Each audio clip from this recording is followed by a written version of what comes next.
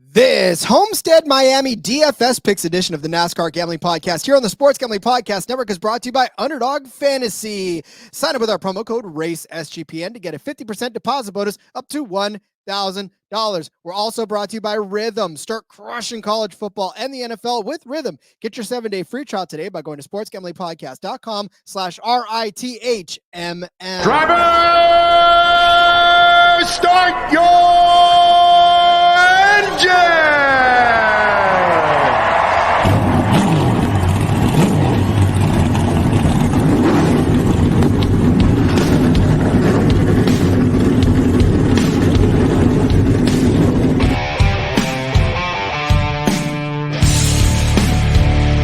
Strap in and pull those belts up tight as the Sports Gambling Podcast Network presents the NASCAR Gambling Podcast. I'll wreck my mom to win a championship. I'll wreck your mom to win a championship. With all the news and the best bets for your NASCAR weekend. It refrains me from not beating the out of you right now because you asked me stupid questions. But since I'm on probation, I suppose that's improper to say as well. If you could talk about racing things, we could talk about racing things. Now, here are your hosts, Rod Villagomez and Cody Zeeb.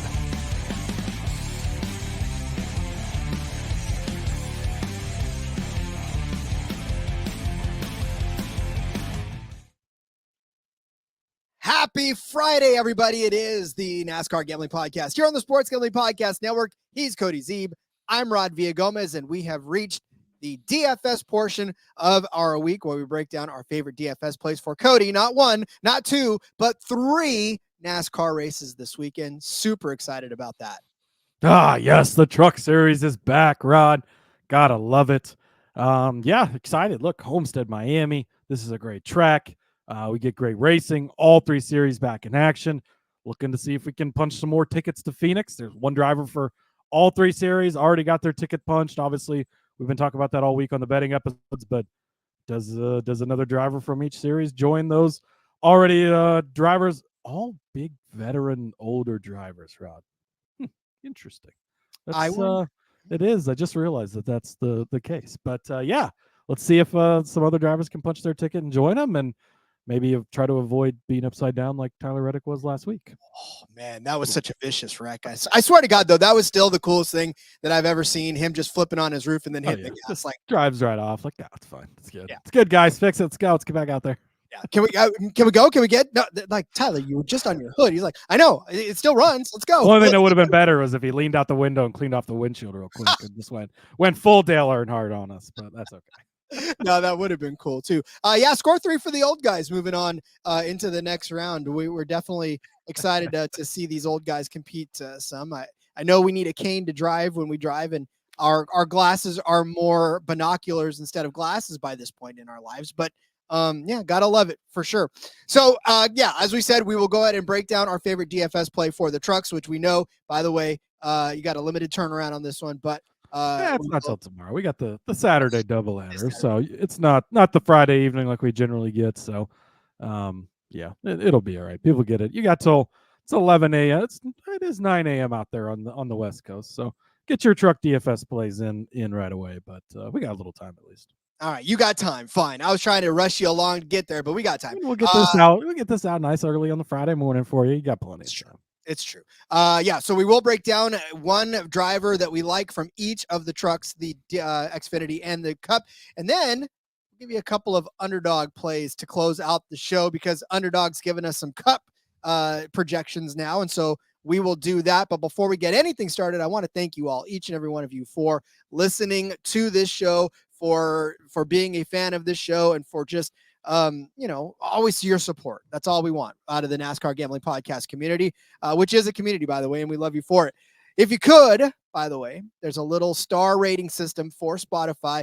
Reach up there, give us 5 stars if you like, and whoever didn't give us 5 stars, I noticed that we are not at a perfect 5-star rating anymore. Let us know why. I want to know why.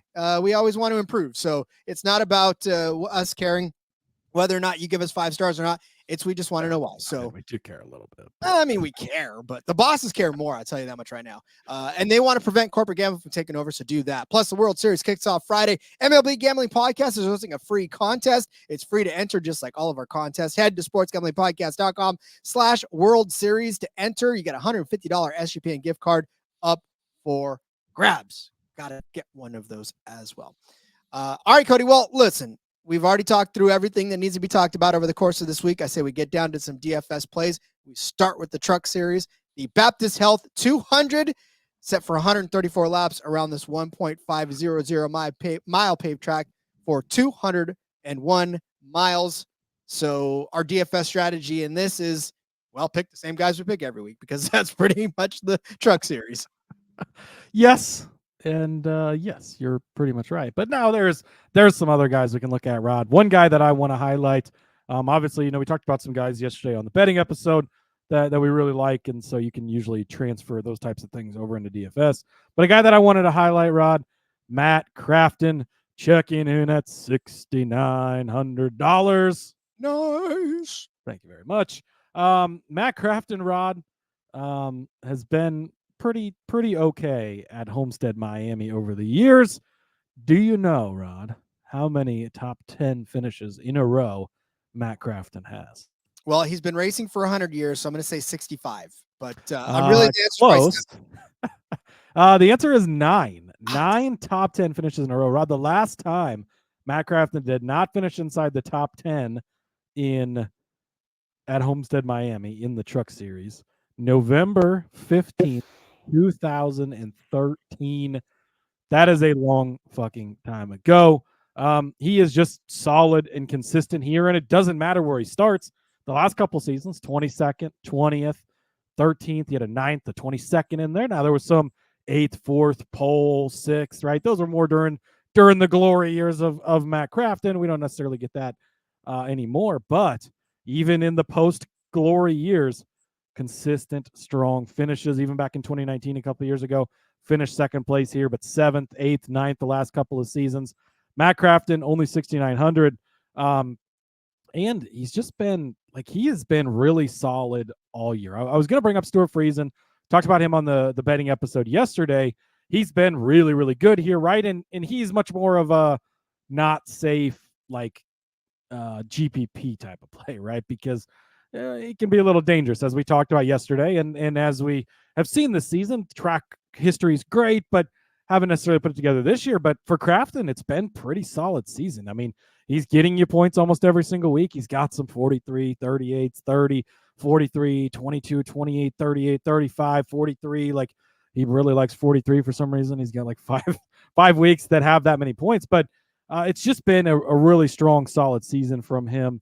Looking back, and again, it's a little bit of a mixed bag, right? Kansas, 25th place, that's not quite what you're looking for. But you go to somewhere like Pocono, and you get an 8th place finish there. He's had some good runs this season. He was 10th at Kansas the first time around, so much different story there. But yeah, I'm on the old guy again this week, Rod. Give me Matt Crafton at 6,900. I love old guys racing. And for Matt Crafton, I wanted to bring him up in the betting episode yesterday. I really did. I had so much to say about him, but I couldn't. So, it was, yeah. I just couldn't find an angle. If we could get top 10s, guys, he's got 9 in a row, Rod. I'd love to hammer a top 10, even at minus 125, minus 130. But again, we don't get those options. We do not. We do not at all. Another guy that I wish that we could get top 10s on is Daniel Dye. Daniel Dye has been one of those guys that's gotten things done for you this year especially in the DFS world, right? He's averaging 26.1 fantasy points per race. He's only $7,100 in this particular race. I mean, look back at the last time they were on the track, a 3rd place finish at Talladega. I know it's a super speedway, but boy, that was a great day for you as well. Trucks don't run a whole lot of 1.5-mile intermediates, but unfortunately, he started out the season kind of rough on 1.5 miles. Vegas, he started 9th, ended up in 24th. But you've seen a good string of days out of him. Martinsville, again, not 1.5 miles, but still started 23rd, finished 13th rather. Fort Worth in Texas, he started 6th and finished 6th, which was a great run from there. Another top 10 finish at Kansas, which was a 9th place finish there as well. North Wilkesboro, a 9th place finish there. Good, solid finish. Charlotte was a damn good day for him in DFS, right? He started 36th and ended up finishing in 19th place. So a really good day in DFS. I know he's not a full-time truck series, or he is a full-time series truck driver. He's a not full-time series Xfinity driver, but even still, Daniel Dye's been steady, improving. Nashville, a 2nd place finish there. Richmond, 8th place. Milwaukee, 8th place. So good, solid finishes. He had trouble in Kansas in the fall, finishing 27th, but he did start 10th, which means he had speed in that vicinity. But again, I like Daniel Dye's chances to be a good, solid top 10 car again this week. Only hope that he kind of qualifies a little bit outside of the top 10 so we can get some place differential points for him. But I think a good, solid 10th place finishing position is going to return nicely for you. And hell, he may get a top 5 out of this whole day, which means he can improve even more. So I'll take a 26-point day out of Daniel Dye for this particular race. So yeah, give me Daniel Dye, $7,100 for my truck series driver. Yeah, I like it. We've talked a lot about Michael Waltrip's son this year. Great camera operator. Got rid of the hair. Still don't think that was a great move, but we all make mistakes, right? But we've noted his progression, and it's been pretty steady. He's gotten a lot better, makes the playoffs, all of this stuff. And now he's going to be rewarded, right? He's getting a full-time Xfinity Series ride next year for Colleague, taking that next step up and moving on, which is great for him. But I think he's going to finish out the season strong and have another good run here at Homestead-Miami, and that'll result in a good DFS day. That will indeed. All right, we will get to our Xfinity Series driver in just a second, but I would like to formally tell you about Underdog Fantasy. Underdog Pick'em has one of the biggest menus for all of sports. It's NFL, college football, MLB, MMA, WNBA, NASCAR, Formula One, and so much more. Boostober is upon us, which means you're getting a spooky amount of profit boosts and so much more. With the NBA tipping off, every NBA Pick'em entry from now until the 27th is going to be boosted. You can use specials and boost on all flexed entries as well. And we're going to give you a couple of our favorite underdog plays at the end of this show. So stay tuned for those. Sign up in the meantime with our promo code RACESGPN to claim your special pick and first time deposit offer up to $1,000 in bonus cash. It's underdogfantasy.com. Promo code RACESGPN. Cody, the Xfinity Series will also be at Miami Homestead for their particular race, which is give me a second to pull up the tab. The credit roll, please. Yeah, I know. I got to take a deep breath for this one. Yeah, Rod has to get all these words in. So Credit One registered trademark, NASCAR or registered trademark, Amex credit card 300, 200 laps around this 1.5 mile paved track for 300 miles. Even there it is, Cody. That's the race. That's it. There it is. And we're now out of time since we had to take all the time to say the name of the race. So have a good one, guys. We will see you later. I do like over on DraftKings, they have your registered trademarks in there as well, Rod, for what the event is. It takes up about 3 lines on the page. But somebody that I am targeting this weekend in DFS, another guy that wasn't really a great way to bet on him, but when it comes to DFS, love playing him this weekend, Rod. Parker Kligerman, $8,000. Did you know, Rod, Parker Kligerman has been so consistent down the stretch run this season? Obviously, we saw him get into the playoffs. We saw him get fucked royally at the Roval. I'm still pissed off about that. I'm sure he's pissed off about that, so that helps his case, right?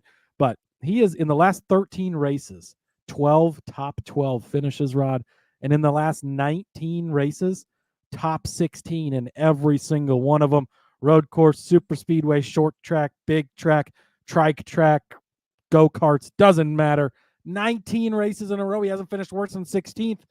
That means he's not giving you bad negative days when it comes to DFS, but he's also giving you really strong days. I mean, we've seen it from him lately, right? 12th place at Kansas a couple of weeks ago. Was actually running a little better than that before the late caution there. Darlington, one of the comp tracks to this, right, was 13th place there not long ago. 8th place at Pocono back not too long ago. When you're talking about bigger tracks, Darlington in the spring, he was 6th place. He's had some really, really good runs this season, especially down the stretch here, right? And this is it. He's calling it a career on full-time racing. I think we're still going to see him part-time, but moving over into the TV booth a little more there. But yeah, when you look through Parker Kligerman, he's not giving you negative points any week. And really, I mean, you're going to get at least 21 points on a bad day out of Parker Kligerman, but you're getting 57.8 days, and you're getting 50.2 and 57.5 and 27 and 50 and 43.5, and he is 43.5 3 times in the last 10 races. Rod, again, these guys like certain numbers, but Parker Kligerman is just a good, strong, solid play. Not going to lead you a lot of laps. He's not going to get a fastest laps. He's not going to win a race like this, but he's going to be good. What's he done for you at this track? Last season, Rod finished 7th place here. Hadn't started a race since the last time Matt Crafton finished outside the top 10 back in 2013. But he was 7th place then as well. So he's been solid the last 2 times here, even though they were 10 years apart.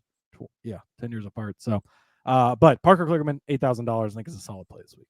You know, with Parker Kligerman, you're right. He's just about to go out of his car now for good, and you want to start to put together solid runs, and you want to be able to end on a high note because the guy's had a pretty decent and solid career. So I would think that would continue right up until his last ride, which is very, very soon. So yeah, I like Kligerman. I like the fact that you kind of count him out sometimes just because you're like, oh, it's Parker Kligerman, but by the end of the day, you're looking at him in the top 7, top 8.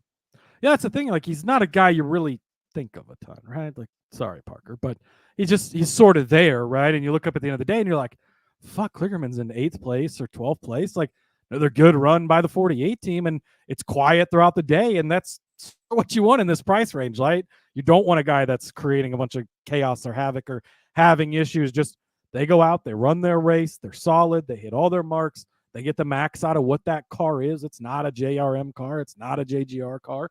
It's that next, maybe 3rd tier of car, but he gets the most out of it each and every single week. And in DFS, that's where it really pays off for you to play a guy like this.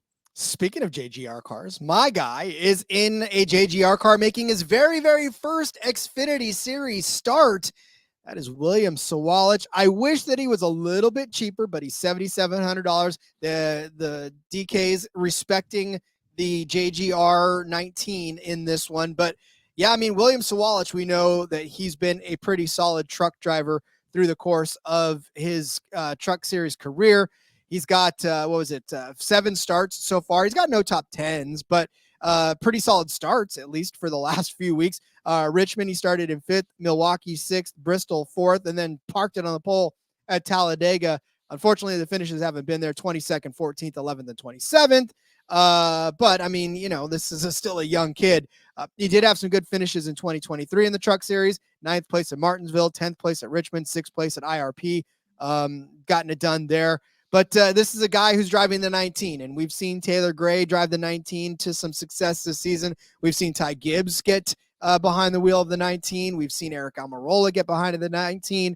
At Vegas, Eric Almirola put this car in 12th place and then followed it up in Texas with an 11th place. Taylor Gray did place finish, which is a pretty decent DFS day for a guy like Sawalich, who's probably not going to qualify 3rd like Taylor did that day. Charlotte, Taylor Gray took it from a 15th place start to a 12th place finish. Again, at $7,700, you'll take a 12th place finish out of this car, especially out of a driver like William Sawalich, who a lot of people may not take because it's William Sawalich and he's making his first start. However, they may not pay attention to the fact that he is in the 19 because a lot of guys don't get their very first start in the 19 car of JGR equipment. Last week at Las Vegas, pretty rough for Taylor, as was Kansas. 38th place finish. You can't say that even once fast for Taylor Gray in Kansas, and then 33rd for Taylor in Las Vegas as well. So this is probably why they're taking a chance on Sawalich, because the Gray experiment, while it's worked in certain spots, has kind of turned sour the last couple of weeks. So they're probably giving William Sawalich the ride, which he's earned, to the chance to be able to show what he can do. And at $7,700, this is going to be one of those GPP plays, I think, that has a lot of upside for you. And a lot of people just are going to be like, I don't even know that. I didn't know he was in. Is this a Truck Series lineup? Because I didn't know he was in the Xfinity Series. So yeah, this is a good play. Yeah, I'm interested to see what we get out of Sawalich this week. Of course, he's going to be in that car full time next season. So this is sort of the get us prepped for our run next year time. We've seen him have some struggles in the Truck Series, but like we talked about with Connor Zilic, the Truck Series is sort of a different beast and a different animal, right? It's a lot rougher and tougher. And the Xfinity Series, especially in this type of car where you really are sort of head and shoulders above everybody else in JGR car. Thanks for picking a JGR car, Rod. Appreciate you. So you like that, and we've seen what he's capable of doing, right, in the ARCA series, and we know that he's one of these up and coming kids. So I don't think a lot of people will be on him. Name recognition, you click on him, and there's no info because he hasn't started any races, obviously, in that series this season. So I think that he is a solid play this week. Nice, sneaky little play. So, all right, let us turn our attention to the big boys, the Cup Series here for the Straight Talk Wireless 400. We are set for 267 laps around this 1.500 mile paved track for 400.5 miles of beaten banging. And no, I'm just kidding. It's not short track racing, but there'll still be a lot of tempers flaring in this one because got to get to the playoffs, man. 267 laps to decide it all.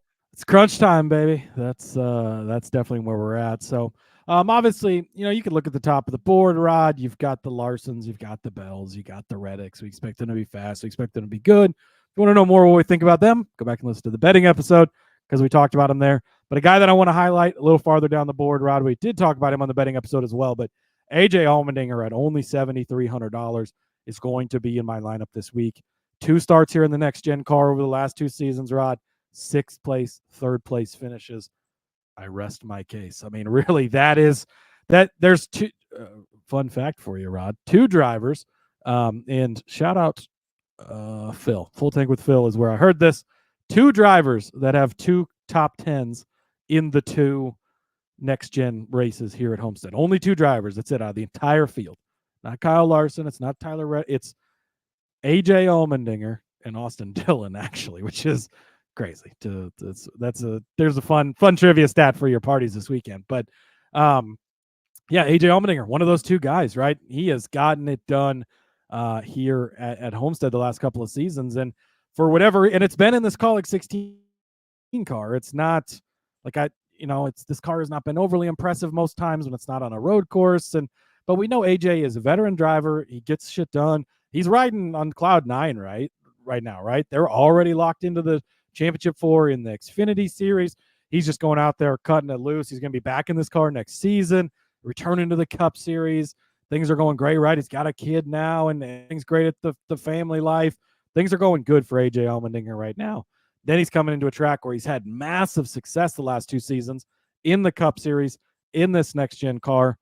Do we need him to lead a lot of laps? Do we need him to win? No. Just go get a top 5, top 10 at the end of the day. Should be a strong run for him. 7,300. Give me some AJ Allmendinger. Well, have you ever had to twist my arm about anything AJ Allmendinger related? No, not at all. I tell you what, I love it. I love AJ. I love the fact that he's just going to be very comfortable because, look, when you take the pressure off of having to get into the championship 4, I've equated him to me several times over, right? I can get in my head faster than anybody in the entire world and just make myself overly stressed out over the most mundane thing, let alone the most stressful thing in the world. So when you have that, when you don't have that anymore and you're free to just do whatever, boy, I'm scared of AJ Allmendinger this week. So I love him to death. Speaking of being scared of somebody this week, this is the only way that I'm going to get in on Kyle Busch at all this week is a GPP play in DFS. He's $8,600. I mean, how else can you get in on we talked about it several times over in a couple of the betting episodes already. When you talk about Kyle Busch and you look at his track stats, they all tell you that he's going to be winning this race. He's going to be leading laps. I mean, he's led the second most laps on this track altogether. Only problem with that is he hasn't led a lap on this track in well over 3 seasons. So there's not much there to go off of because, when you look at the last time he's led laps, he led 2 laps in 2020. He hasn't led laps since then. He's put together good DFS days, though, between the 18 and the 8 car. He got a 10th place finish in 2021 after starting 24th, a 9th place finish in 2022 after starting 11th. Unfortunately, last year, though, in his first time at the 8 car, 18th place start, 18th place finish. Not the kind of DFS day you're hoping for out of a guy with $8,000 of salary, but damn it all, it's Kyle Busch. When, oh Lord, when will Kyle Busch actually hit you a good day? Last week, he had 13th place finish at Las Vegas after starting in 20th. I mean, that's not a terrible day for you in DFS, but at the same time, like I said, at $8,000, you kind of want a little more out of Kyle Busch. His mile and a halves have been just back and forth. Like I said, he got you 37 points last week. Go back to Kansas, a 19th place finish. That got you 11 points in DFS. So, but he was leading with 30 laps to go. I mean, yet it still didn't pan out. Well, yeah, but the case is there to be had. Indeed. I'm tired of trying to make the Kyle Busch case, so I just leave that to you. Yeah, no, that's 21 points. I'm sorry, I was looking at the wrong number. But even still, like, you want more out of Kyle Busch. You either get it or you don't, which is why he's a GPP play. And I really think that there's so many people that are going to be sour on Kyle Busch that if you sneak him into your lineup, you're going to be good to go. Yeah, I think that's the great point, right? Is people, unless you're rowdy fans, are tired of trying to hit on Kyle, and they're probably going to skip right over him. Indeed. All right, let's get to our underdog picks, which, by the way, get out your pen and paper. We'll go over our DFS plays for this slate. Cody started you off with Matt Crafton at $6,900 for the Truck Series. I gave you Daniel Dye at $7,100 in the Truck Series pick. Cody for Xfinity gave you Parker Kligerman at $8,000 even. I said William Sawalich making his first Xfinity start would be good at $7,700.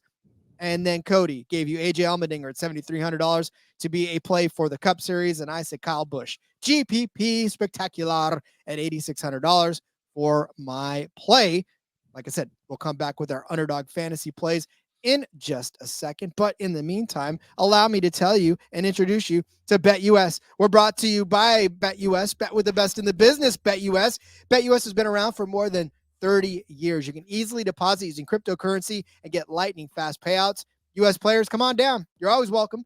BetUS is live now with Trick or Treat on Horror Street. So from now until Halloween, BetUS is going to be offering daily promotions and a raffle entry with a sports or casino prize pack that they'll give away on October the 31st. You can enter multiple times, and every $200 deposit gets one entry for you.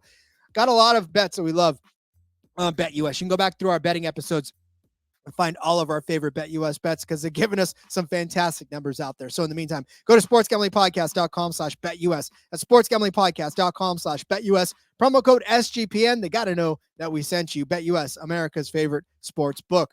SGPN's proud partner is Rhythm, the #1 AI-powered sports betting platform that helps provide bettors of all levels the ability to build custom predictive betting models in seconds, and you get predictions on betting on money lines, spreads, totals, props, all kinds of crazy things over there. You can build your own model, copy one of the top performing models from the leaderboard, or press build a model for me. Rhythm's going to give you predictions for every game and player prop, and also has a myriad of stats, research, and trend analysis to give you even more betting insights. Plus, NBA models are now live. Go claim that 7-day free trial today by going to sportsgamblingpodcast.com/rhythm. That's sportsgamblingpodcast.com/RITHMM. We talked about it earlier in the show, Cody. If you would like to go and sign up for Underdog Fantasy, if you haven't already, which, by the way, why? And if not, then you still have time. Use the promo code RACESGPN, get that deposit bonus and a free pick as well. Maybe you can use it on one of the ones we give you. Premise is simple. You pick higher than or lower than the projected finishing position that Underdog gives you. You can stack those up in about 8 times. You can actually go 8 different picks on these ones and watch that multiplier kick up, and hopefully at the end of the day be that much richer for the process. If you haven't signed up for Underdog yet, Rod, and you're listening to the show, you're 30 minutes into our DFS and fantasy talk about NASCAR on a Friday, like this is for you. Also, like, is there a better week of the year to get signed up, Rod? The World Series starts this weekend, right? Go Yankees. That's on Underdog. The NBA has started, right? At least people tell me it has. That is on Underdog. The NFL, there's no bye weeks in the NFL this week, Rod. College football is going on. The National Hockey League is playing. There's MMA. There's tennis. There's golf. There's soccer. Formula football, League of Legends, USAC racing, Formula One. Holy shit, Rod. All of these things, you can combine them, mix and match them. Are you really a sports fan if you're not on Underdog? It's questionable. So get over there, get signed up. Promo code RACESGPN. All right, that was my impromptu ad for them. All right, Rod, They're giving us some God, Jesus Christ. Just they bless us every week, Rod. Bless them, the folks at Underdog. I love them. Alex Bowman, better than 12.5. I'm all over this Alex Bowman train as of late, Rod, especially after the disqualification. They pissed him off, and we've seen what pissed off Alex Bowman has been, right? Oh, they're signing Justin Haley to take his job. All this, all that. He's got to call Jeff Gordon and say, bro, do I have a fucking job? And Jeff's like, dude, you have a job. And they're like, well, he's got to make it through the first round of the playoffs. Fine. I'll make it through the first round of the playoffs. Then I'll make it through the second round of the playoffs. Well, maybe not so much because the disqualification. Then they don't even argue it for him.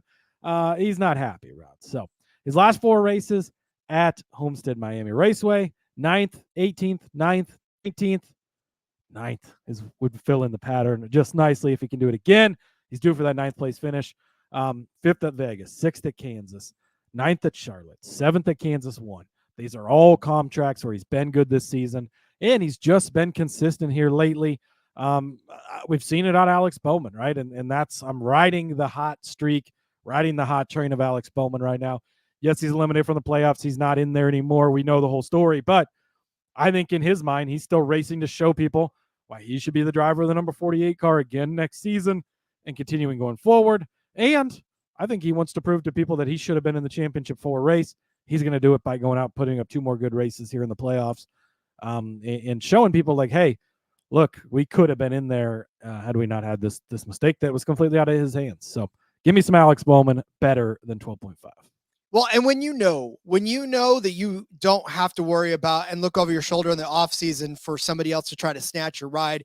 Look, it doesn't take away from you being pissed off from getting robbed of being in the second round, but at the very least, you know that if something happens and you're trying and something happens, then it's not going to be detrimental to your career going forward because you know you got a ride. So you can take chances and be pissed off and drive pissed off for wins, for top 5s, for top 3s. And then if you crash, then you're not going to be like, oh man, that really cost me my ride, because it's not going to cost you your ride. You know, you've got a job, so you can take more chances. It's kind of a weird thing because, you know, you're out of the playoffs, so you could take chances. You know, you have a ride, so you could take chances. And it's like, you know, it kind of puts you in a dangerous position on the track for everybody else out there. So I do love your Alex Bowman play. Always have. I'm going to go with a worse than. You know me, I'm always the better guy, but I can't get away from this worse than, and that's Chris Buescher. His finishing projection is set at 12.5. And you think to yourself, yeah, but Rod, you know, you look at what he's done over the last couple of weeks, right? He finished 10th at Las Vegas. He finished 11th at Kansas. Those are both better than the 12.5 that you're giving me. And I would say yes, but then you look back at the beginning of the season for him, and it was kind of a rough start. He crashed out of Las Vegas and finished 37th in that one. At 15th place finish at Texas. Not a good, it's a decent enough finish, but it's not a better than 12.5. And then you go to Kansas. He was runner-up at Kansas. That's great, right? But then 23rd at Charlotte. It's been a little inconsistent for him lately, because then you go back and you've had some good finishes in the last thing. But I will point to the fact that on this particular track in general, he has never finished better than 13th. His average finishing position, 19.9. 21st place finish in 2023, a 13th place finish in 2022, 19th rather in 2021. That was in the 17 car as well. And then 23rd in 2020, 16th, 23rd, 20th, and 24th in the 37 and 34 car combined. So something about Homestead, he can't finish better than 13th on this particular track. So I think Underdog put this projection at just the right point at 12.5. And I really do think that the worse than is going to be in play here. So yeah, give me Chris Buescher, worse than 12.5. Yeah. Got no argument from me, Rod. I am out on the Fords this weekend. In the general sense, I think that there's going to be less than 2.5 that finish inside the top 10. Buescher just hasn't been the Buescher, like he's been the old Buescher lately, and just not that impressive. And we got used to this new Buescher that's competing and winning, and it just hasn't been that lately. So I don't. In a general sense, I'm very out on the Fords for the most part this weekend. Speaking of being out on the Fords, Rod, one Ford I'm particularly out on. I'm sure this will come back to bite me later, but I'm sticking to my guns. Fading Joey Logano this weekend. Worse than 12.5 is what they have him set at. He's obviously the only driver who's locked himself into the Final Four, Rod. And so you're like, Is now a good time to fade them? Well, yes, it is for that reason, because they need to and they should be focusing all of their resources, every possible thing they can, into repeating that Phoenix race from 2 seasons ago, where he wins the race, takes home the championship. And I think that that's what they're going to be doing. All of his sim time is not going to be for Homestead. It's going to be for Phoenix. All of the extra work they're going to do is going to go into the Phoenix car. Obviously, he's still going to show up this weekend. He's going to race. They're going to run the race that they can, do the best that they can, but any extra attention at all is going over there. The other thing, he was on the Dale Jr. download on Tuesday. Dale Jr. often interviews the winners, and he was talking about, now we got to go help Ryan, right? We got to go put in 12 setups during practice and help those guys be good and find their thing. So in practice, he's not even going to be focused on his car. They're going to be focused on getting the 12 car into the championship 4 with him as well. Those guys are the ultimate wingmen, right? We've seen it last week at Vegas. We saw it at the championship race that Joey won a couple years ago, where Ryan just parked it right behind him in the faster car and played defense like nobody's taking this championship from him. Now it's Joey's turn to return that favor. So I think that they're going to be doing that. You go back and look, I mentioned it on the betting episode, but the fewest top 10s and top 5s Joey's going to have, even if he finishes in top 5 of the last 3 races here, since his time all the way back at Joe Gibbs Racing a long, long time ago. He's only got 6 top 5s this season. Of course, 3 of those were the wins. Of course, those came with fuel mileage in 2, arguably all 3 races, right? Even the Atlanta win there. He's only got 11 top 10 finishes on the season. It's not a lot for a driver like Joey Logano.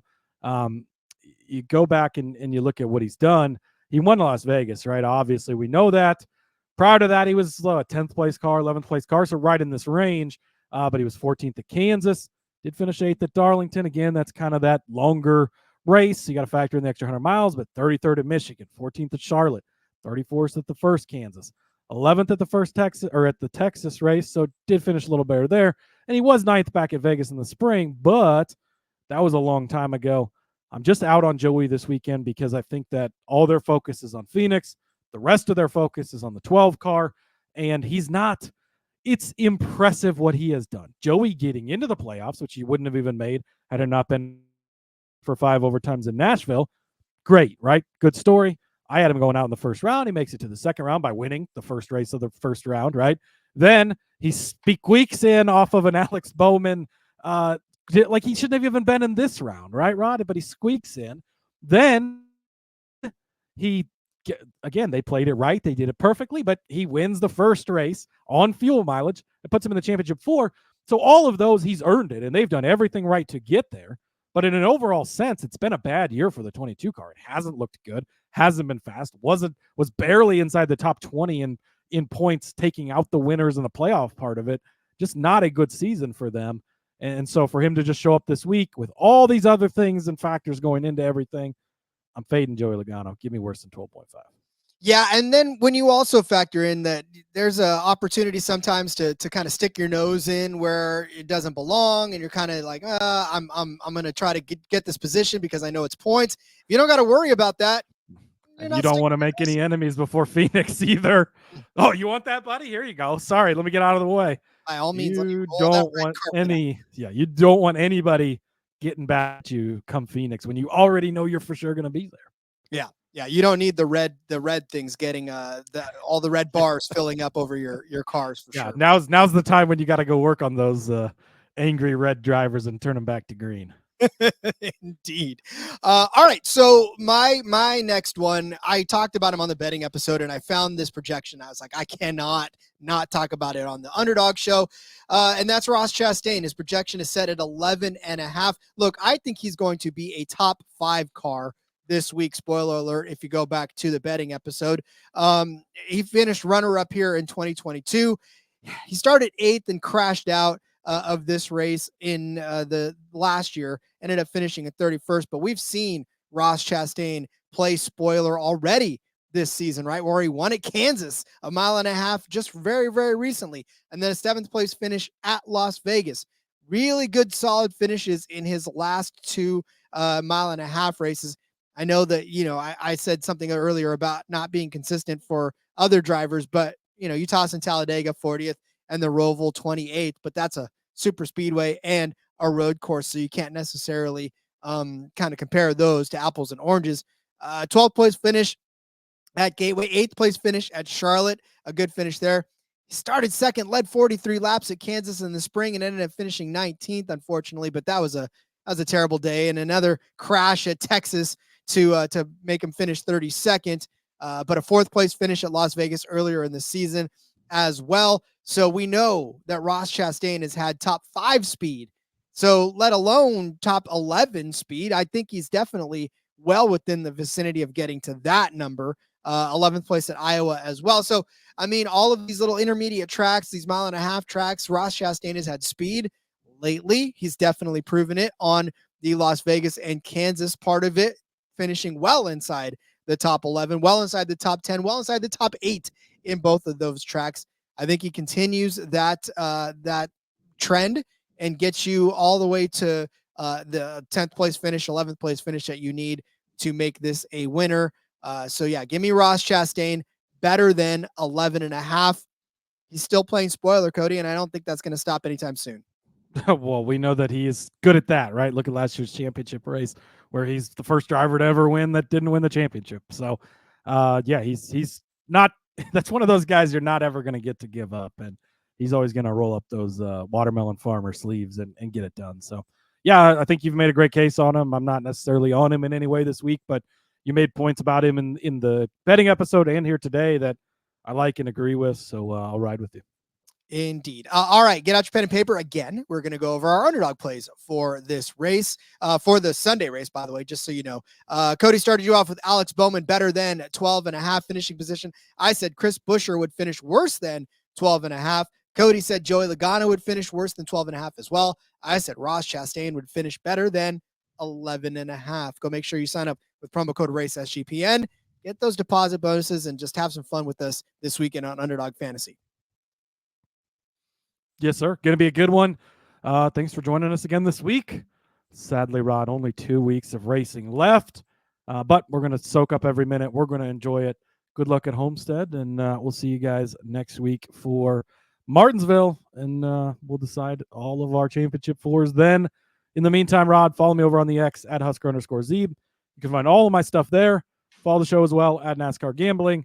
Make sure you subscribe to the YouTube, download the podcast, leave the 5 stars, all the stuff the kids say these days. See you guys next week.